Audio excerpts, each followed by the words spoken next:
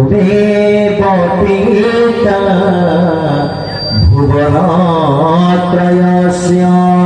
त्वमेव धाता सचराचरस्य त्वमेव पिता भुवनत्रयस्य अज्ञानहर्ता जगतोऽखिलस्य अज्ञानहर्ता जगतोऽखिलस्य पथोलदेव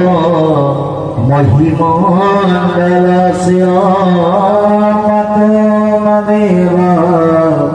महिमण्डलस्य लिंगवर्ण विष्णुदेवताय सर्वनाथाय श्री गुरुदेवाय श्रीपादुकाय तव भयचरण सचन्दन ध्यान मंत्र